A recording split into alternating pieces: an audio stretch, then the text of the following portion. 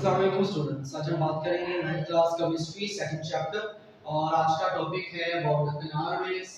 First में हम बात करेंगे कैनाल रेस को रिप्रेजेंट कब और किसने करवाया था। तो basically in 1886 Goldstein observe another rays in addition of cathode rays during the experiment.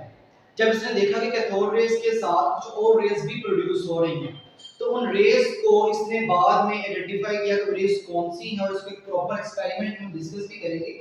But cathode rays के साथ दूसरी रेस मजीद प्रोड्यूस हो रही थी, उसको 1886 में गोल्डस्टाइन ने ऑब्जर्व किया था और ये किस तरह से प्रोड्यूस हुई थी। अगर हम एक्सपेरिमेंट डिस्कस करें तो एक्सपेरिमेंट ऑलमोस्ट कैथोड रेस वाला ही है। यहाँ पर एक डिस्चार्ज ट्यूब लेंगे, which one have no charge on this tube. एक ग्लास ट्यूब है, एक डिस्चार्ज ट्यूब है जिसमें टू इलेक्ट्रोड्स हैं। One is the anode, which one carry the positive charge, and one is the cathode. And cathode is there, perforated cathode means this cathode have a small pores. Last time हमने cathode rays के बारे में discuss किया था, तो cathode rays के experiment में cathode पर कोई भी पोर्स वगैरह अवेलेबल नहीं थे, लेकिन यहाँ पर इस कैथोड पर पोर्स हैं, so that's why this one is known as the perforated cathode. लेकिन चार्ज इस पर भी नेगेटिव ही होगा।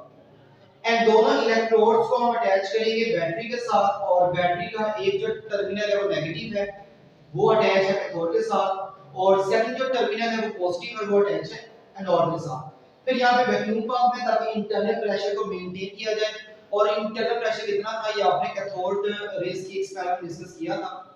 कैथोड रेस के एक्सपेरिमेंट के अंदर आप लोगों ने पढ़ा था कि जो इंटरनल प्रेशर है डिस्चार्ज ट्यूब के अंदर का वो 10 पावर -4 एटीएम मेंटेन करेंगे, तो यहाँ भी सेम है।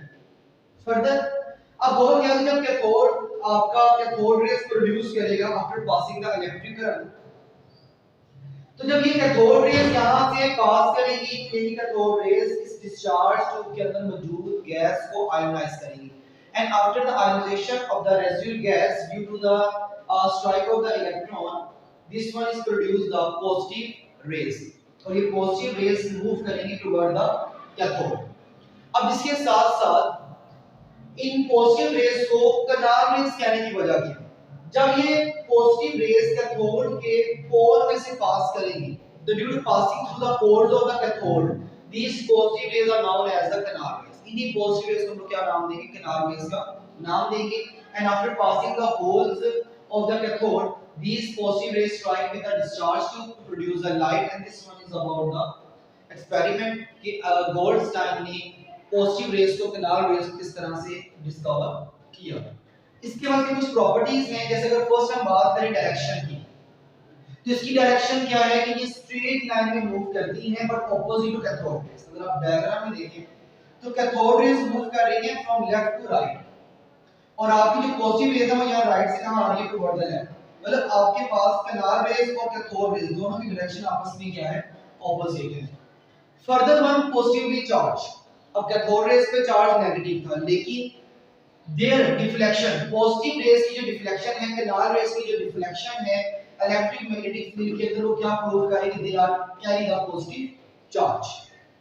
फर्दर अगर नेचर की बात करें तो कैथोड रेस में हमें पता था कि वो डिस्चार्ज ट्यूब के अंदर मौजूद गैस की नेचर पे डिपेंड नहीं कर रहा था, लेकिन कैनाल रेस की जो नेचर है this one depends upon the nature of gas present with in the discharge tube.